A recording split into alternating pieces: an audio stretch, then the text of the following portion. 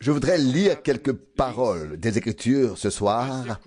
Lorsque le chœur a été chanté, Dies ist der Tag, ceci est le jour, j'ai pensé à Néhémie, Néhémie chapitre 8, Néhémie chapitre 8 du verset 9. Ici il est écrit, alors Néhémie qui était gouverneur et le sacrificateur Esdras, le scribe, ainsi que les Lévites qui enseignaient le peuple, dire à tout le peuple. Ainsi que les Lévites qui enseignaient le peuple, dire à tout le peuple. Ce jour est consacré au Seigneur, est saint pour votre Dieu. Ne vous affligez pas et ne pleurez pas, car tout le peuple s'était mis à pleurer en entendant les paroles de la loi. Verset 10. Puis il poursuivit. Allez, mangez des mets succulents et buvez des boissons douces et faites part de vos festins à ceux qui n'ont rien préparé, car ce jour est saint pour notre Dieu. Ne vous affligez donc pas, car la joie du Seigneur est votre force. Verset 11. Les Lévites calmèrent ainsi tout le peuple en disant,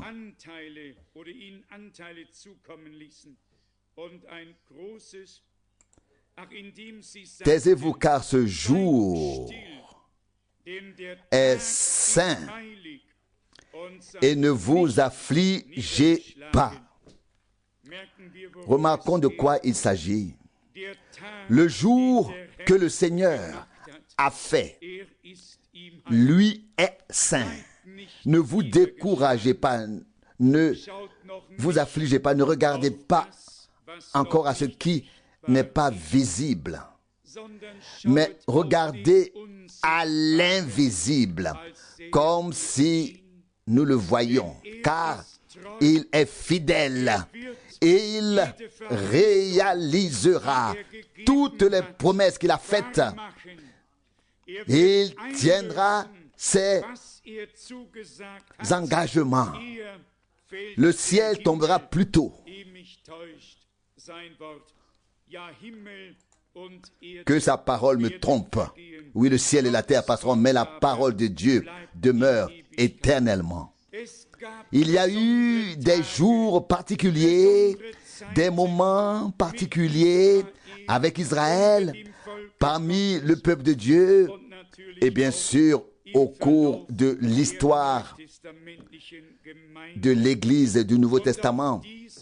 Et celle-ci est également une génération particulière, un moment particulier, un temps particulier où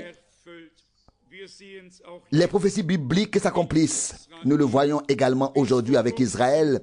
Jusqu'à récemment, Israël avait encore un grand ami dont la parole pesait dans la balance.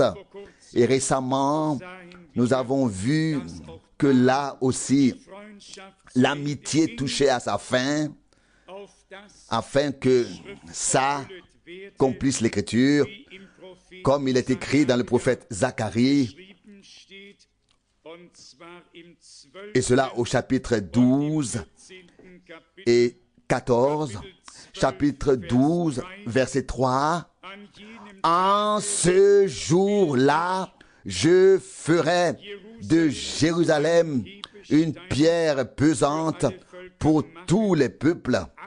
Tous ceux qui voudront la soulever se blesseront infailliblement en la soulevant. Quand tous les peuples de la terre se rassembleront contre la ville. La parole de Dieu le dit ici. et le prédit.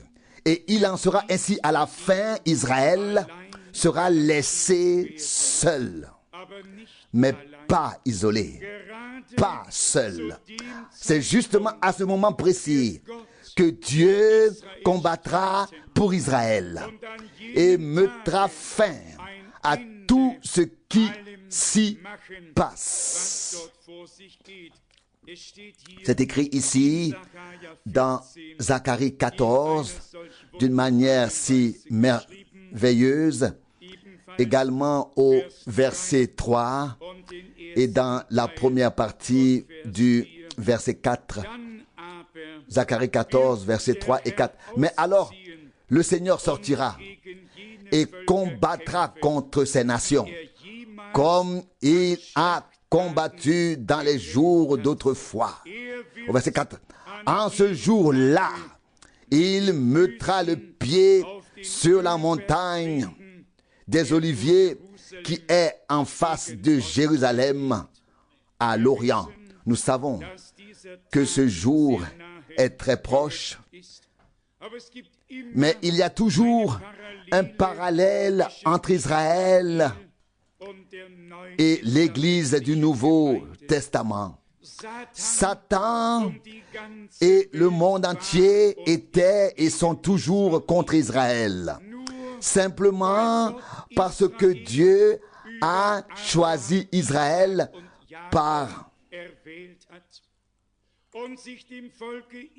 ou alors à travers Abraham, Isaac et Jacob, et s'est révélé au peuple d'Israël, et que les Écritures ne parlent pas du Dieu de l'Allemagne ou du Dieu de l'Amérique, mais comme beaucoup l'ont dit des milliers de fois, 6000 fois, dans la Bible, il est écrit « Le Dieu d'Israël ».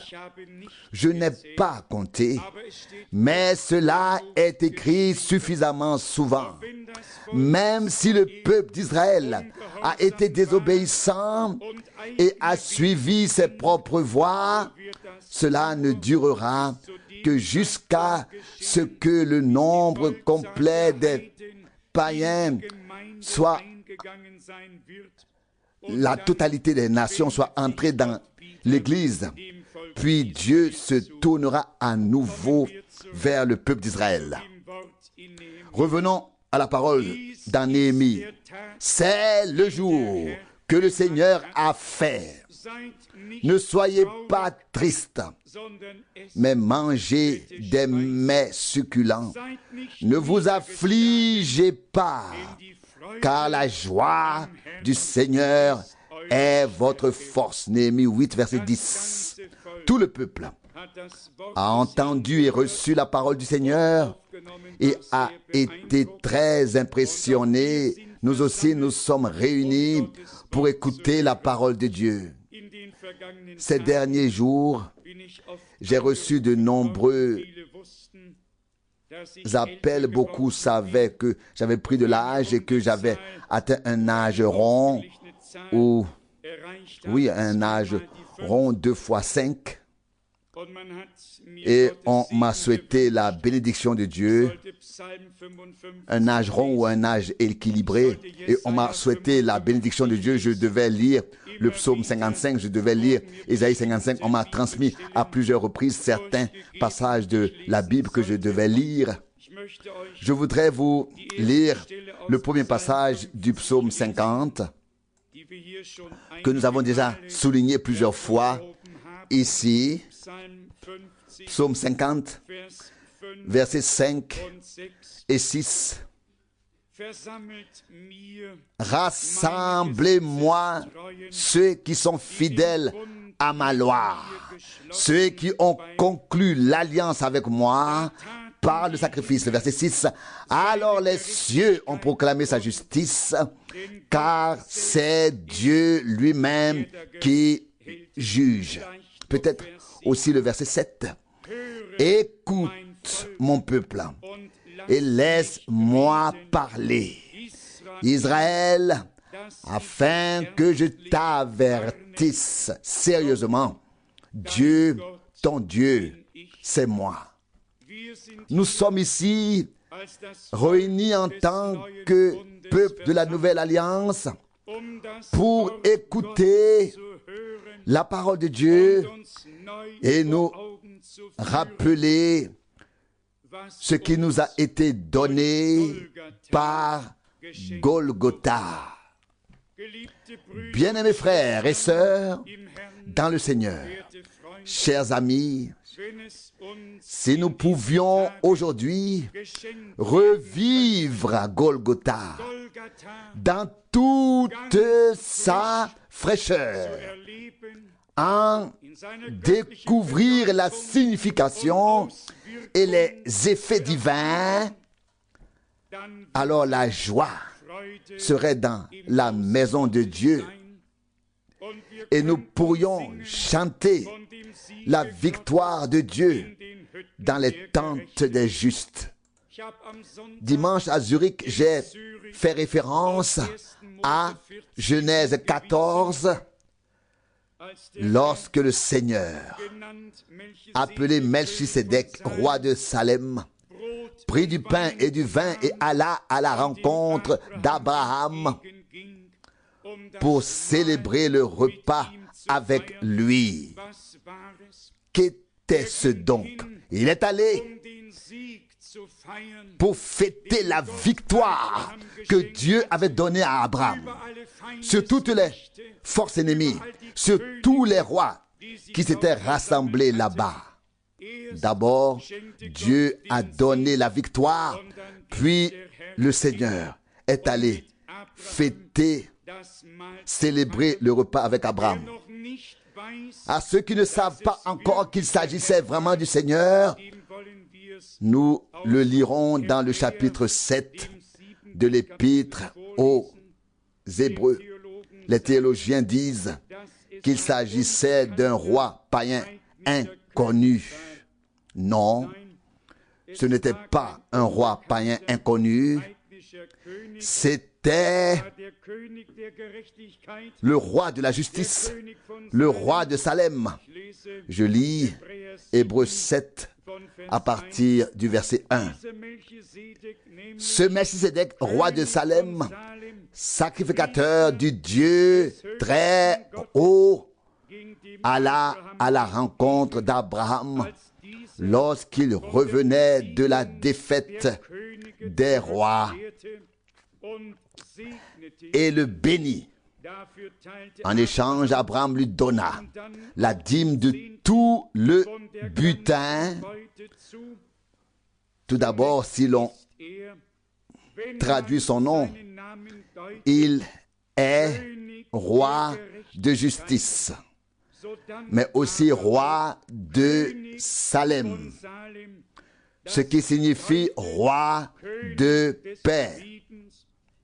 Verset 3, il n'a ni père, ni mère, ni généalogie, ni commencement de jour, ni fin de vie, mais il ressemble plutôt au Fils de Dieu. Il reste sacrificateur pour toujours. Comme c'est merveilleux de lire un texte aussi magnifique. Lorsque le Seigneur alla à la rencontre d'Abraham, il n'était pas encore venu dans la chair. Il ne s'était pas encore fait chair. Il n'était pas encore manifesté comme fils de Dieu dans la chair. Il n'avait ni père, ni mère, ni commencement, ni fin. Mais ensuite, il a renoncé à sa divinité. Il s'en est dépouillé et renoncé à sa gloire et s'est fait homme pour le bien des hommes, afin de nous ramener à la condition divine. Il est roi de Salem, roi de la paix, roi de la justice. Mes chers amis, il est parti pour fêter la victoire. J'ai pensé au repas du soir que nous aurons, si Dieu le veut, demain, et en relation avec cela, à la grande victoire de Golgotha. Mes chers amis, nous devons nous rappeler ce qui s'est réellement passé là-bas, afin que nous puissions être aidés. Nous entendons parfois, et Frère Rousse l'a déjà si bien dit, que nous ne venons pas seulement ici, nous voulons être impliqués. Nous voulons être dans la chose. Nous voulons suivre, que ce soit pour chanter, prier ou proclamer la parole. Nous voulons y participer. Et je crois que Dieu y veillera. J'ai lu aujourd'hui un passage des Actes des Apôtres que nous connaissons tous très bien. Et j'ai pensé à l'impact qu'a eu la prédication la plus simple, telle qu'elle est apportée dans les Actes des Apôtres au chapitre 10, verset 39. Pierre parle ici, poussé par l'Esprit de Dieu. Actes des Apôtres 10, verset 39. Et nous sommes témoins de tout ce qu'il a accompli dans le pays des Juifs et à Jérusalem. Ils l'ont alors crucifié et mis à mort. Verset 40. Mais Dieu l'a ressuscité le troisième jour et l'a fait apparaître visiblement. Verset 41. Non pas à tout le peuple, mais à nous, les témoins choisis d'avance par Dieu, qui avons mangé et bu avec lui après sa résurrection d'entre les morts. D'entre les morts. Verset 42. Et il nous a ordonné d'annoncer au peuple et de témoigner que c'est lui qui est le juge désigné par Dieu pour les vivants et les morts. Verset 43. Tous les prophètes rendent témoignage à son sujet, disant que quiconque croit en lui recevra le pardon des péchés par son nom.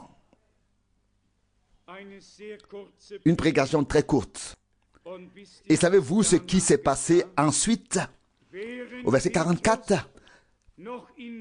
Tandis que Pierre parlait encore ainsi, le Saint-Esprit descendit sur tous ceux qui entendaient sa prédication. Comment ont-ils dû réagir?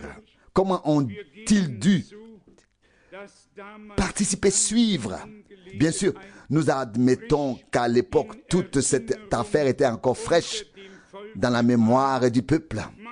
On en avait parlé en bien et en mal, mais tout le monde savait ce qui était arrivé à Jésus de Nazareth, qu'il avait été crucifié, qu'il était mort et qu'il avait été enterré.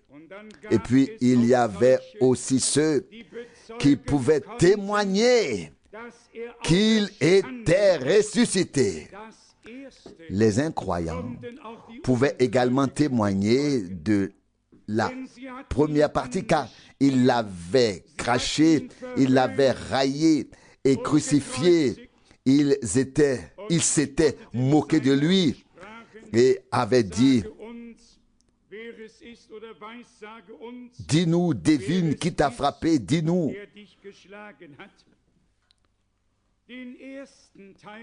Tous pouvaient témoigner de la première partie, mais vint ensuite une partie dont les incroyants n'avaient pas été témoins et qu'ils ne pouvaient donc pas attester. Et Jésus dit aux siens: vous êtes mes témoins. Et Pierre développe cette parole ici et écrit: Verset 40, mais Dieu l'a ressuscité le troisième jour et l'a fait apparaître. Verset 41, non pas à tout le peuple, mais à nous, les témoins choisis d'avance par Dieu, qui avons mangé et bu avec lui après sa résurrection d'entre les morts.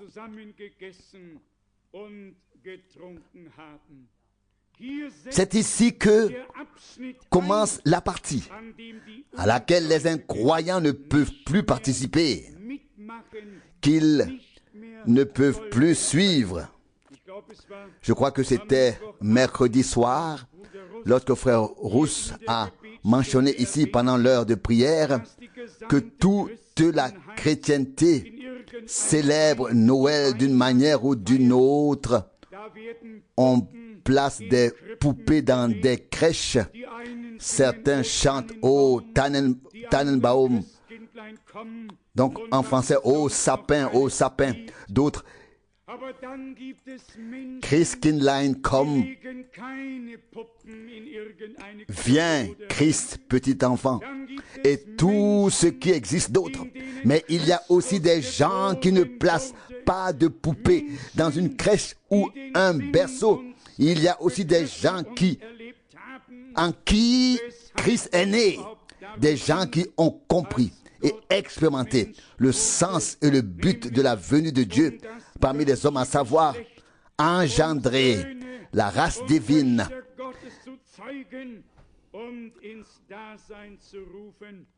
des fils et des filles de Dieu et les appeler à l'existence.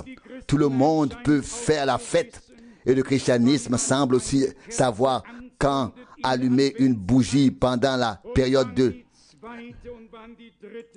de l'Avent et quand allumer la deuxième, la troisième et la quatrième. Tout le monde le sait. Mais qui sait et qui a rencontré réellement le Christ ressuscité? Qui a fait une expérience avec le Seigneur? Jésus a dit, encore un peu de temps et le monde ne me verra plus, mais vous me verrez, car je me révélerai à vous. Le monde ne me verra plus. Mes chers amis, nous voulons voir Jésus. Ça, c'est la raison pour laquelle nous sommes ici aujourd'hui et ces jours-ci.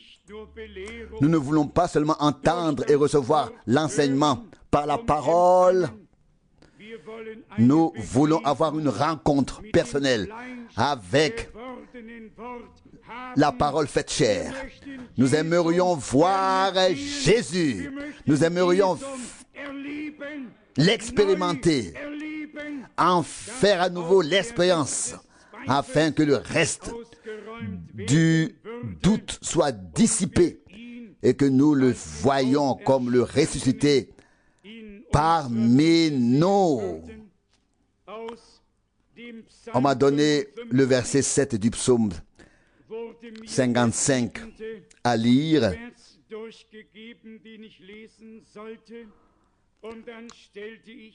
Et j'ai alors remarqué que frère Branham avait lu ce verset lorsqu'il avait prêché la prédication sur la colombe blanche comme neige. Psaume 55, je lis les versets 7 à 9. Psaume 55, versets 7 à 9. Alors je m'écrie, oh, si j'avais des ailes comme la colombe, je m'envolerais jusqu'à ce que je trouve un lieu de repos. Verset 8, oui, je m'enfuirais loin. Je chercherai un lieu de repos dans le désert. Verset 9, je courais plus vite que le vent impétueux, que la tempête, pour trouver un refuge. Je ne sais pas combien d'entre vous se souviennent de ce sermon, Mais frère Branham a ensuite chanté le cantique sur la colombe blanche comme neige et a ajouté un quatrième couplet aux trois autres, dans lequel il exprimait toutes les souffrances, les peines et les épreuves qu'il avait traversées. Et il aspirait à rentrer chez lui. Il aspirait à être enlevé de tout ce qu'il avait rencontré ici et à être auprès du Seigneur. Auprès du Seigneur. Et je crois que nous aussi, nous vivons tous des heures et des jours où les choses ne se passent pas comme nous le souhaiterions. Et alors nous aussi, nous souhaitons avoir des ailes pour pouvoir fuir tout cela et trouver la paix quelque part, comme l'exprime ici le psalmiste. C'est le cas pour nous tous, même si ce n'est pas toujours, mais quand même régulièrement. Verset 8, oui, je voudrais m'enfuir loin, chercher un lieu de repos dans le désert. Je pense alors aux paroles de David dans le psaume 139 au verset 7. Psaume 139 au verset 7. Où pourrais-je fuir loin de ta face si je m'en allais au bout du monde? Toi, ô Dieu, tu y serais. Et si je me cachais dans les enfers ou en enfer, là-bas ta main me conduirait aussi. Où pouvons-nous aller loin de la face de Dieu? Non, nous n'avons pas besoin de fuir. Nous pouvons venir à lui. Nous n'avons pas besoin de chercher le repos ailleurs. Ici, nous pouvons le trouver. Il y a un repos pour le peuple de Dieu. Et tous ceux qui se reposent de leurs propres œuvres peuvent se reposer en Dieu. Lorsque Dieu eut achevé son œuvre, il se reposa le septième jour et vit que tout était bon. Permettez-moi de lire le chapitre 55 du prophète Ésaïe. C'est une parole merveilleuse et je crois que certains de nos frères et sœurs qui étaient à Karaganda lors de la dernière réunion savent que c'était le texte principal. Mais comme le chiffre 55, 2 fois la grâce, est si pertinent pour moi, je l'ai relu. J'ai été fortifié et rafraîchi par la parole du Seigneur. Et le dernier verset d'Ésaïe 54 m'a été soudainement donné par le Seigneur, m'a été rendu vivant lorsque les premières attaques massives ont été lancées. Et je me suis vraiment senti comme David l'a exprimé. Seigneur, où dois-je aller? Que puis-je ou que dois-je encore faire? Je me souviens, psaume 139, 7, je me souviens qu'une voix douce et calme, inaudible, m'a soudainement poussé à ouvrir Ésaïe 54 et à lire le verset 17. Ésaïe 54, verset 17. Aucune arme forgée contre toi ne prévaudra, et toute langue qui s'élèvera contre toi en sera condamnée. Toute langue mensongère, c'est l'héritage des serviteurs du Seigneur et la justice que je leur accorde, dit le Seigneur. Ainsi parle le Seigneur. Cela a été et est et restera pour moi un très grand réconfort. Dieu veille sur sa parole. Il veille sur nous qui y croyons et qui la portons. Et si nous pouvons déjà faire le bilan de ces derniers jours, nous pouvons témoigner à nouveau à quel point le Dieu miséricordieux a déployé ses ailes au-dessus de moi dans la détresse. Il y a eu beaucoup de vols, plus que durant n'importe quelle autre année, et pourtant tout s'est bien passé. Tous les passagers qui montent à bord ne descendent pas tous vivants. Nous l'avons appris à plusieurs reprises ces derniers temps. Et pourtant, nous pouvons témoigner que la main de Dieu était avec nous, que le Seigneur a ouvert les portes et les portails. Et puisque nous en sommes là, et que mes pensées me ramènent quelques années en arrière, c'était probablement en 1974, alors que j'étais assis dans mon bureau au 7 de la rue Lecht, le dos tourné vers le mur et mon côté droit face à la fenêtre. Le vol vers l'Inde et le voyage à travers tout le pays étaient donc fixés et le départ était prévu pour lundi. Et j'étais assis là, c'était quoi, jeudi ou vendredi? Probablement jeudi. Et tout à coup, comme venant du ciel, la voix du Seigneur, comme vous entendez ma voix maintenant, annule le vol pour l'Inde. Oh, je l'ai certainement déjà raconté 2 ou 3 fois quelque part comme témoignage. Chaque fois que la voix du Seigneur se fait entendre, on sursaute. On ne peut expliquer à personne d'autre ce que cela signifie. Je suis immédiatement sorti du bureau. Je suis monté dans ma voiture, je me suis rendu à la forêt et j'ai prié tout en disant, Seigneur, oui, peut-être ce vol est peut-être un autre. Et j'ai dit au Seigneur, les salles sont louées et je veux tenir ma parole et ne pas décevoir les frères et sœurs, etc., etc. Le Seigneur soit mon témoin. Il était peut-être 11h15, je n'ai pas regardé l'heure, quand la voix du Seigneur s'est fait entendre pour la 2e fois.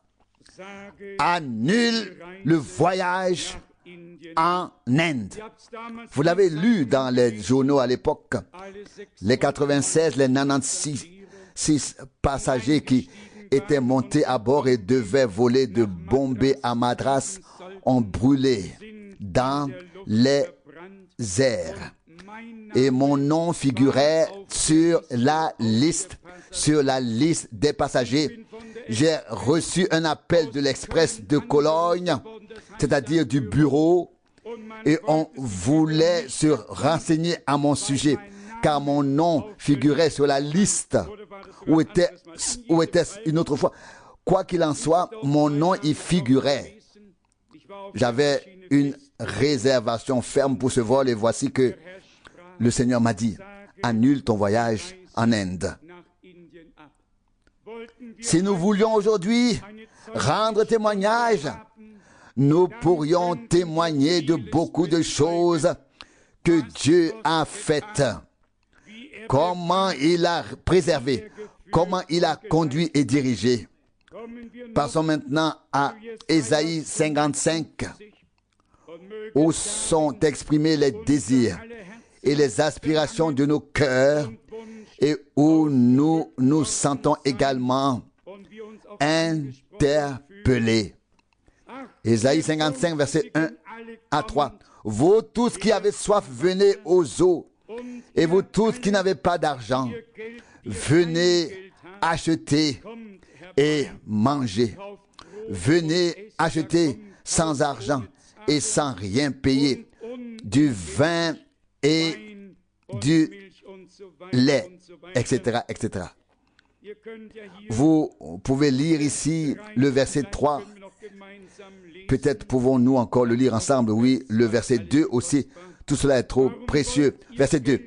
Pourquoi dépenser votre argent pour ce qui n'est pas du pain et votre salaire pour ce qui ne rassasie pas?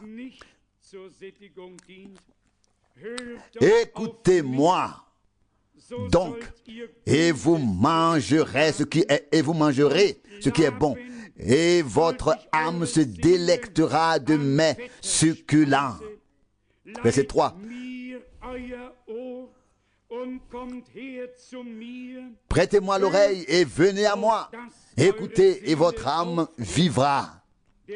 Car je veux conclure avec vous une alliance éternelle.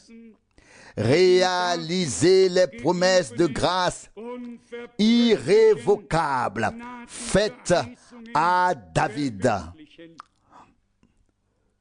Une parole merveilleuse. Vous savez que j'aime beaucoup lire le prophète Ésaïe. Il était un excellent instrument de Dieu. Un homme à travers lequel Dieu pouvait tant parler et écrire. Et combien les pensées et les paroles sont précieuses ici. Dieu lui-même dit, écoutez-moi et vous mangerez ce qui est bon. Qui écoutes-tu aujourd'hui?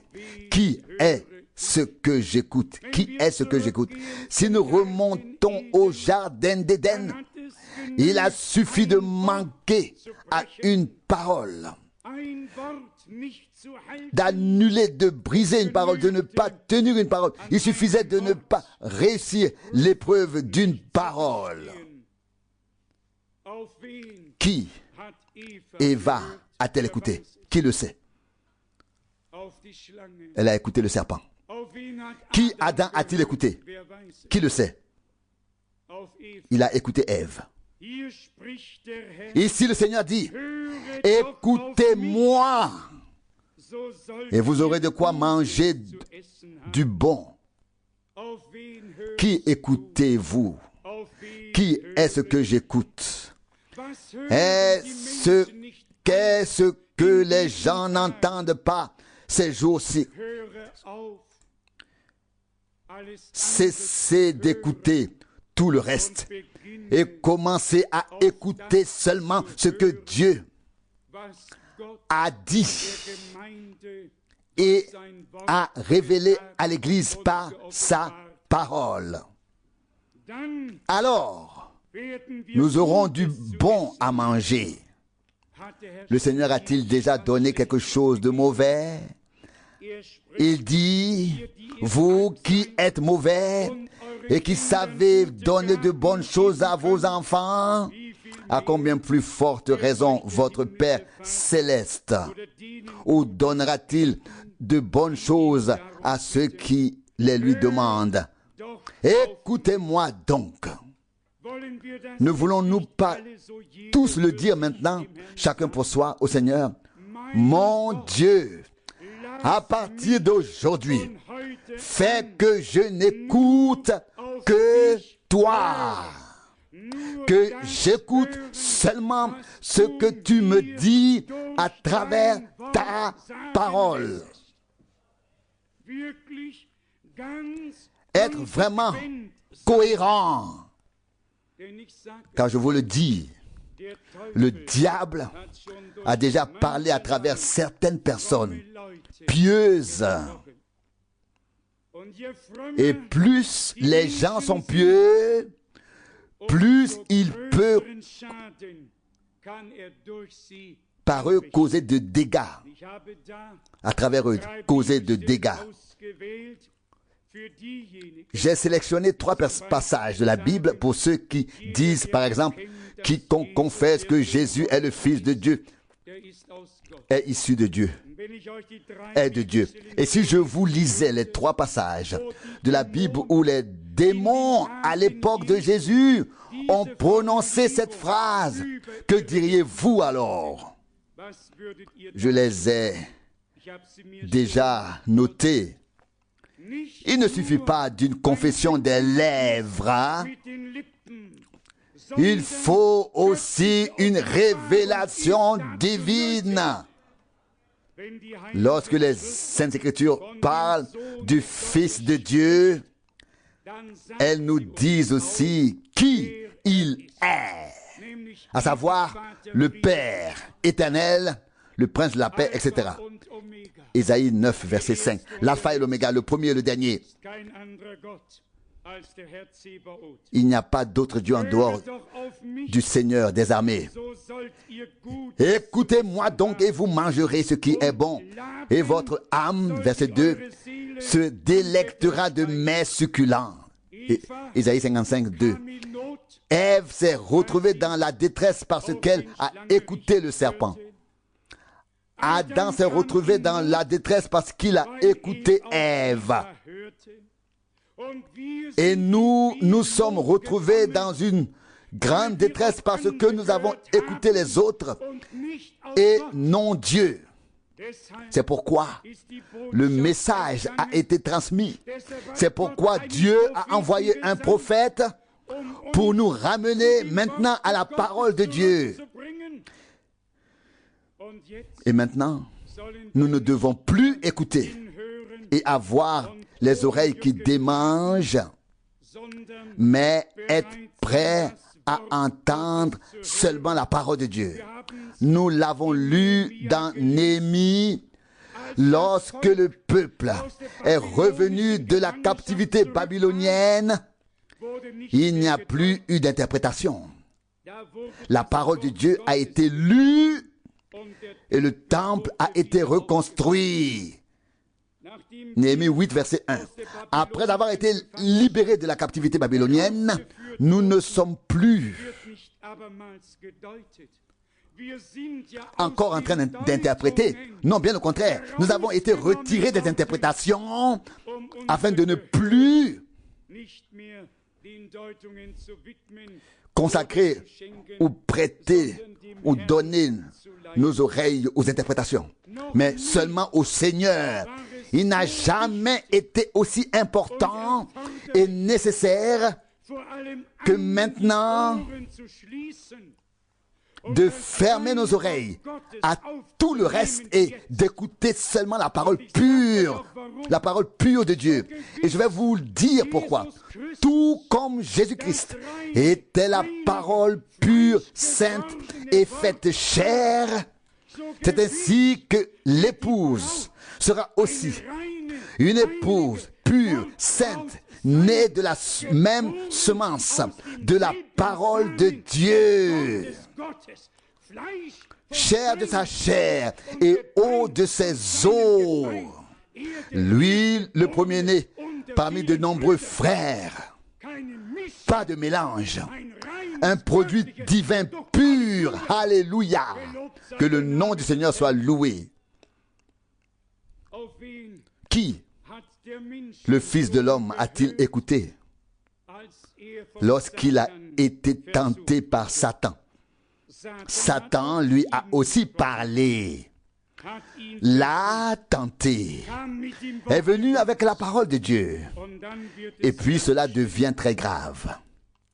L'ennemi fait encore la même chose aujourd'hui.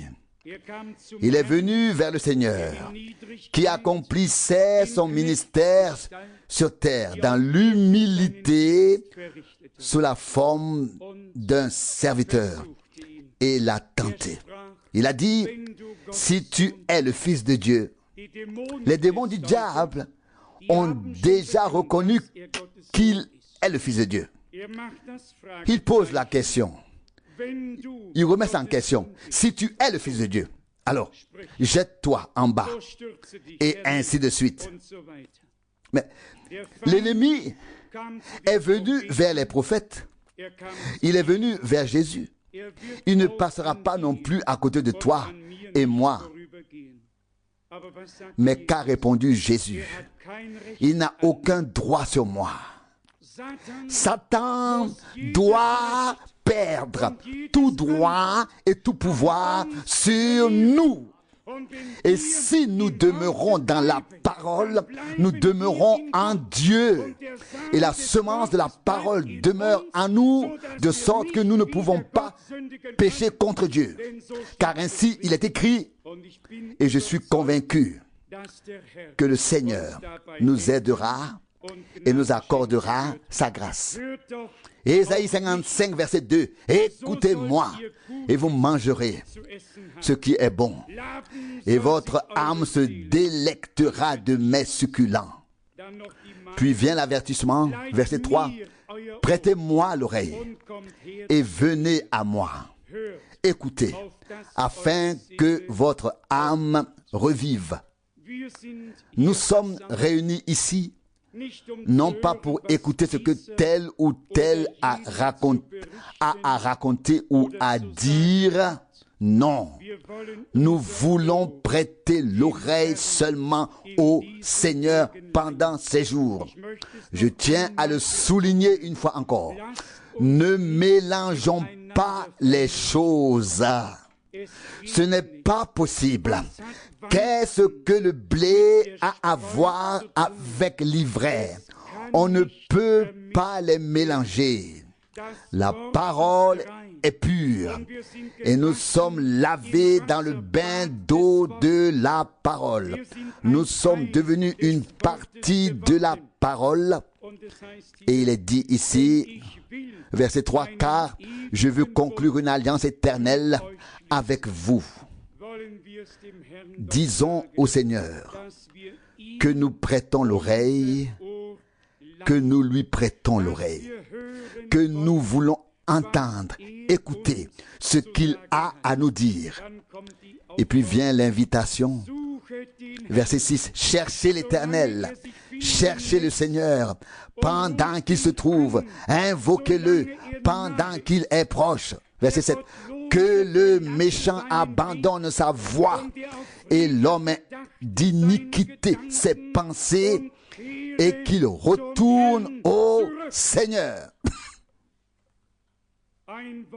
Une parole à tous ceux qui se sont un peu écartés du chemin. Revenez au Seigneur. Verset 7.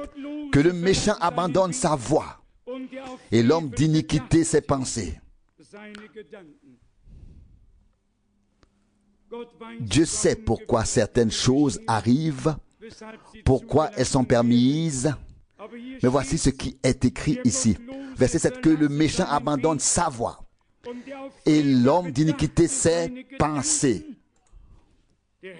Le Seigneur ne dit pas, je te donne un délai de réflexion, tu as encore une semaine, tu as encore un an, et ensuite nous pourrons en reparler.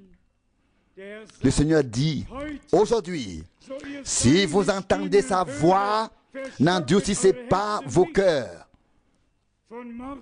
Dieu n'a encore rien dit au sujet de demain. Aujourd'hui, si vous entendez sa voix, le verset 7, que celui qui a l'intention de commettre l'iniquité abandonne ses pensées et revienne au Seigneur afin qu'il ait pitié de lui et à son Dieu, car il pardonne abondamment.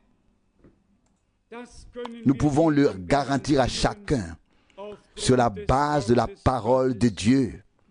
Celui qui revient au Seigneur trouve le pardon, la grâce et le salut. C'est encore le jour du salut. C'est encore le temps de la grâce. Et nous pouvons revenir au Seigneur. Puis au verset 8, il est écrit, verset 8, car mes pensées ne sont pas vos pensées et vos voix ne sont pas mes voix, dit le Seigneur. Verset 9. Mais autant les cieux sont élevés au-dessus de la terre, autant mes voix sont élevées au-dessus de vos voix. et mes pensées au-dessus de vos pensées. Je me l'ai lu à moi-même et maintenant à nous tous. Puisse cela devenir réalité dans nos vies à tous.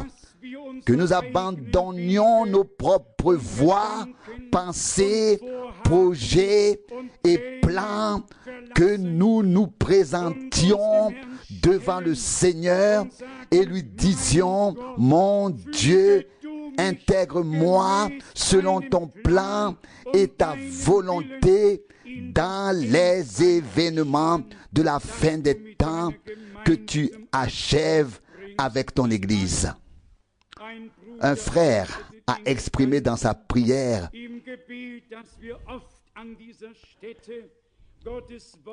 la pensée que nous avons souvent entendu la parole de Dieu en ce lieu et que nous avons été bénis.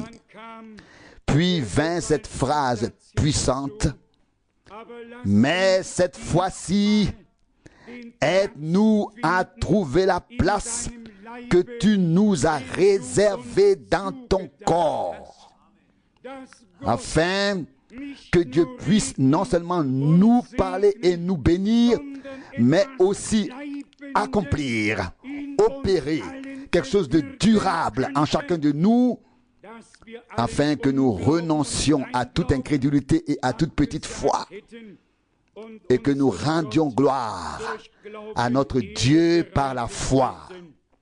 Verset 8. Car mes pensées ne sont pas vos pensées, et vos voix ne sont pas mes voix.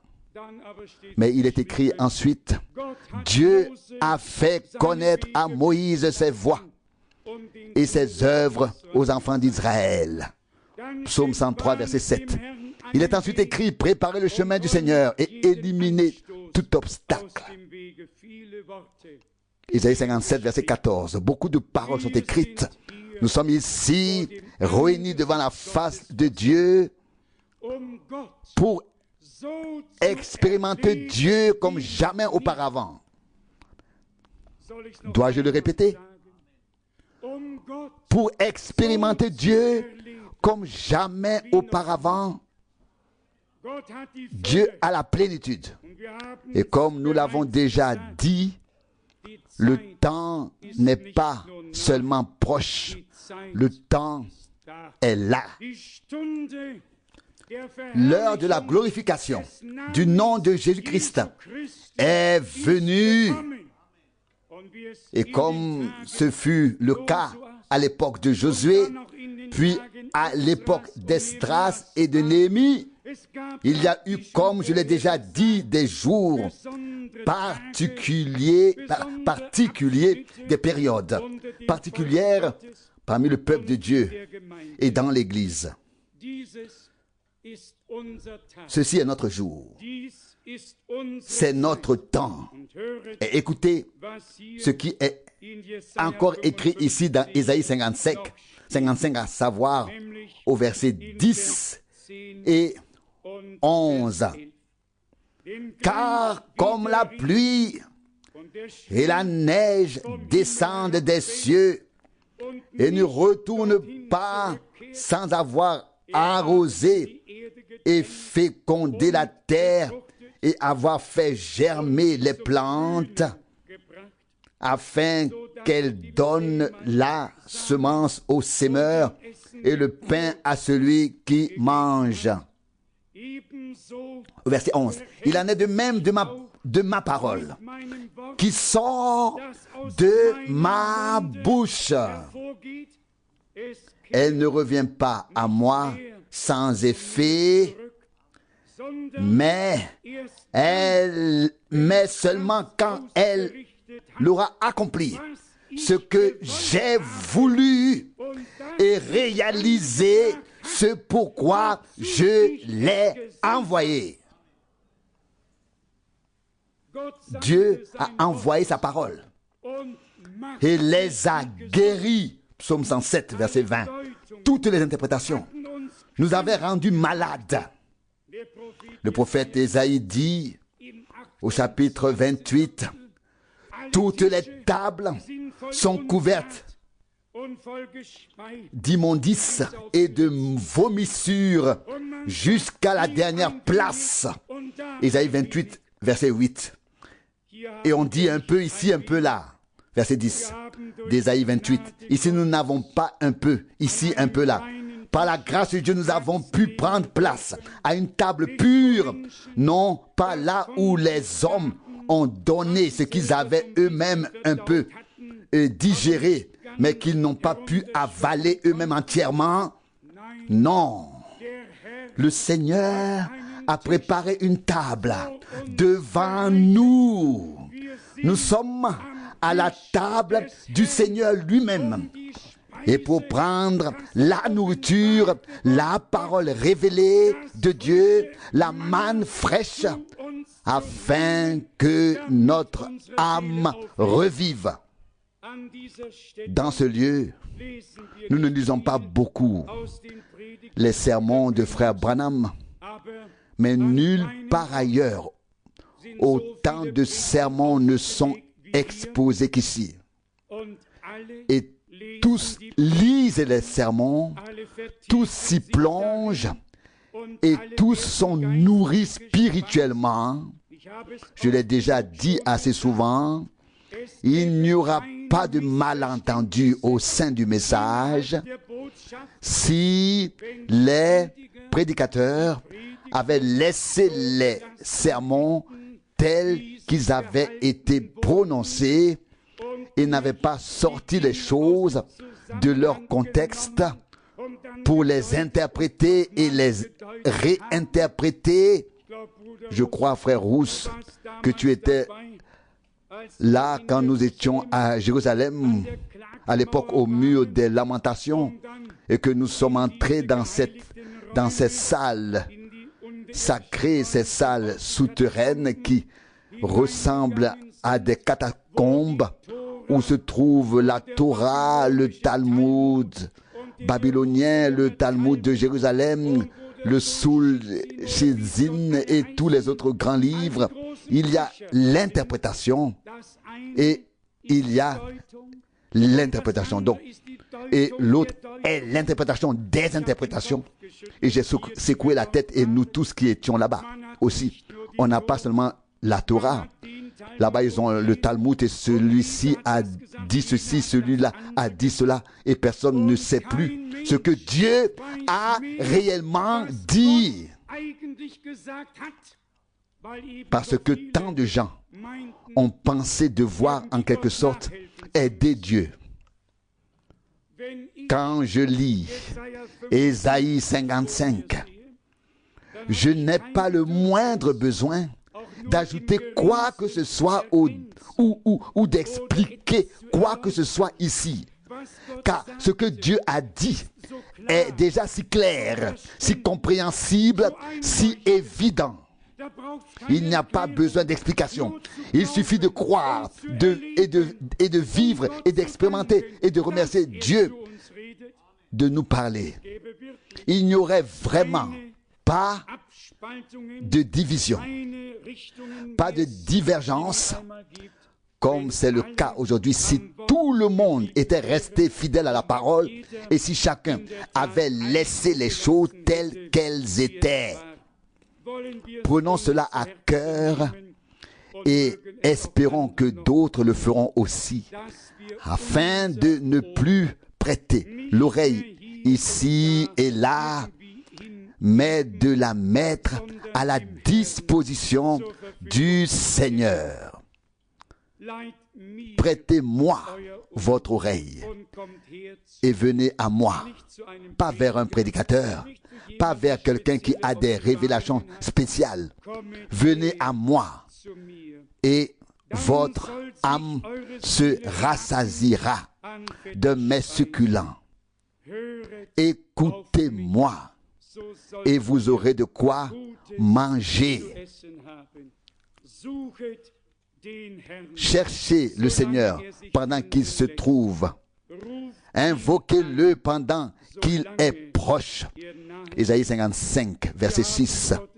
Nous avons entendu la parole de Dieu. nous voulons la mettre en pratique, la suivre. Mes pensées ne sont pas vos pensées.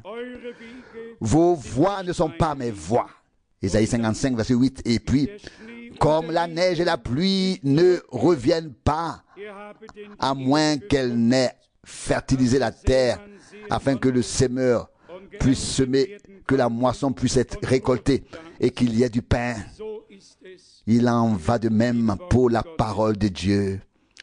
Elle ne revient pas à vide, sans effet. Elle accomplit, elle produit l'effet pour lequel elle a été envoyée par Dieu. Elle accomplit ce pourquoi Dieu l'a envoyée. Je l'ai déjà dit lors de la première réunion, la victoire de Golgotha est une réalité divine. Et nous pouvons déjà maintenant commencer à nous réjouir, à louer et à être heureux et à rendre gloire à Dieu, car une victoire parfaite s'est accomplie à Golgotha.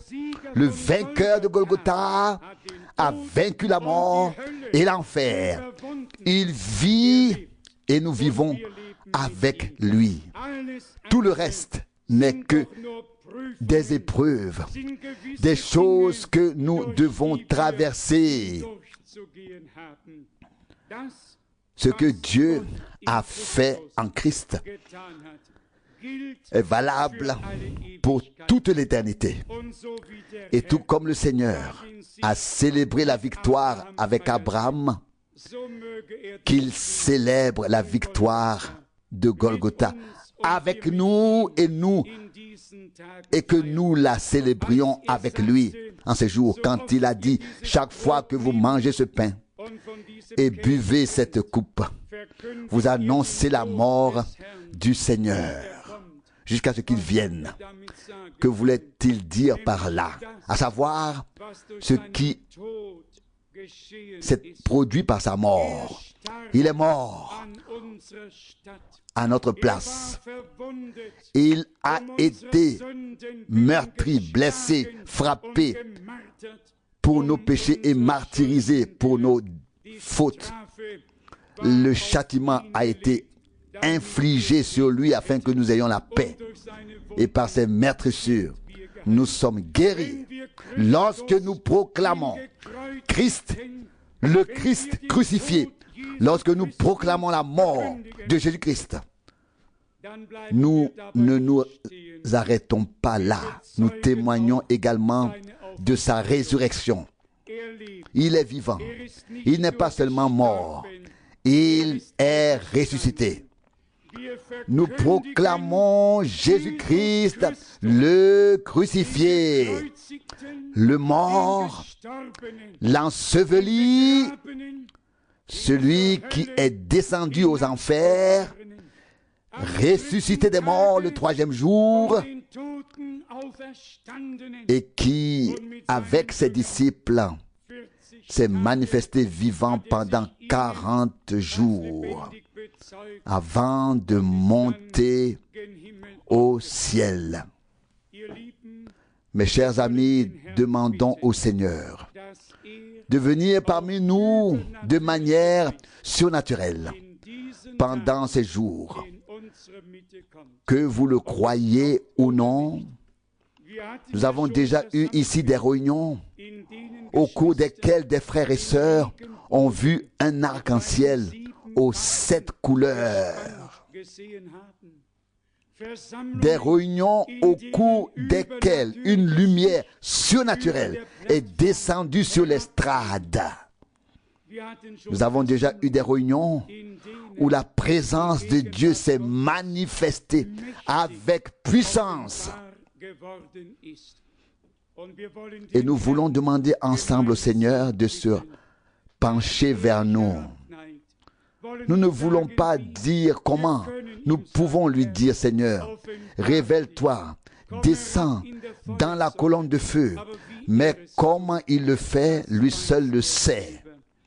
Nous ne faisons que présenter nos prières devant le trône de la grâce de Dieu pour exprimer notre désir de le voir se révéler. de le voir se manifester. Nous sommes rassemblés devant sa face. Nous lui prêtons l'oreille. Nous lui donnons notre cœur et nous lui disons que nous sommes prêts à marcher dans ses voies, à nous conformer à sa parole et à l'honorer par la foi. Il dit, venez à moi et votre âme se rassasiera de mets succulents. Isaïe 55, verset 2. Je crois que Dieu nous donnera ces jours-ci une nourriture forte par sa grâce.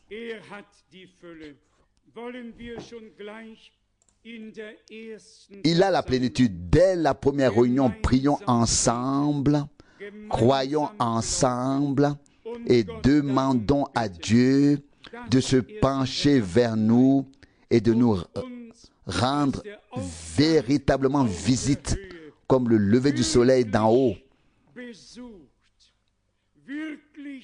afin, comme le lever du soleil d'en haut, de nous rendre véritablement visite, afin que tous, du plus petit au plus grand, du plus jeune au plus âgé, s'écrient, Dieu est véritablement parmi nous.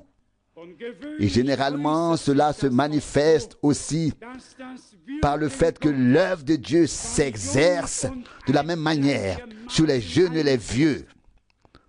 Lorsque l'Esprit de Dieu commence à agir, il n'est pas inhabituel que les vieillards et les enfants âgés de 8 ou 9 ans, de 6 ou 7 ans, de 14 ans, peu importe. Lorsque l'Esprit de Dieu commence à agir, il y a du mouvement dans la maison de Dieu. Et tout le monde est entraîné dans ce mouvement. Heureux l'homme qui s'ouvre à Dieu, combien croit en l'action surnaturelle de Dieu par le Saint-Esprit. Alléluia. Gloire au Dieu vivant. Le Seigneur veut le faire. Et je termine par la remarque de la parole, de la prédication de Pierre, qui était si courte et qui n'a fait qu'effleurer ce qui s'est passé à l'époque avec Jésus-Christ dans son contenu. Pierre n'avait pas encore pu aller très loin dans sa prédication, mais ces quelques mots ont suffi, car ils ont été crus. Ils ont été acceptés et déjà l'Esprit de Dieu a commencé à agir. Mes chers amis, accueillons la parole de Dieu avec foi. Ayons toujours une adhésion intérieure à celle-ci. Et le Seigneur se révélera aussi à nous de manière surnaturelle. Que son Saint-Nom soit loué et glorifié. Amen.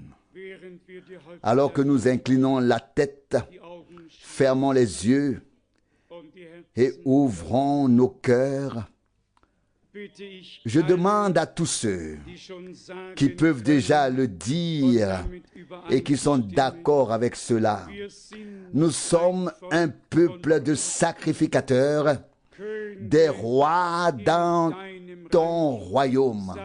Dites Amen. Alléluia. Alléluia. Gloire à Dieu.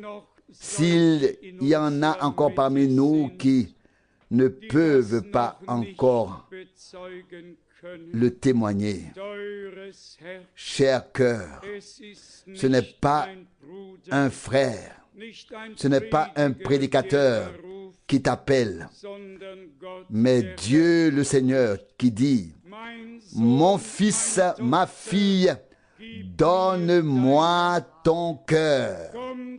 Reviens à moi. Proverbe 23, verset 26. Reviens, quitte le chemin large et emprunte le chemin étroit qui mène à la vie, car le chemin large mène à la perdition. Et nombreux sont ceux qui le suivent. Et il n'y a pas de retour possible. Oh, que l'Esprit de Dieu agisse avec puissance. Que la parole pénètre et que nous fassions tous l'expérience de la grâce. Gardons les têtes baissées et avant de chanter le refrain tel que je suis, ainsi doit-il être, je voudrais demander à tous de baisser la tête, de fermer les yeux et de rester en prière. Si quelqu'un ici présent souhaite consacrer sa vie au Seigneur aujourd'hui, levez la main. Le Seigneur la voit. Merci, merci, merci, merci, merci, merci, merci, merci. Merci. Le Seigneur le voit. Merci. Le Seigneur le voit. Merci. Merci. Merci. Que Dieu te bénisse, jeune homme. Que Dieu te bénisse, jeune homme. Que Dieu te bénisse. L'Esprit de Dieu règne parmi nous. Dieu est présent. Il appelle les derniers à sortir. Les prières sont exaucées. Chantons tel que je suis, tel que je dois être. Tel que je suis, ainsi je dois être. Pas ma force, mais la tienne seule. Ton sang me lave de mes péchés. Ô agneau de Dieu, je viens, je viens.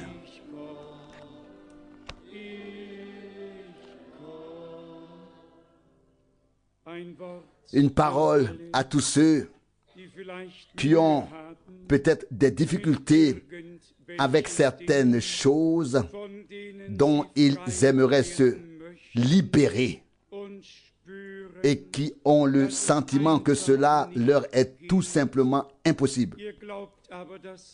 Mais vous croyez que Dieu est présent et que celui que le Fils libère est vraiment libre. Une demi-vie est une véritable torture.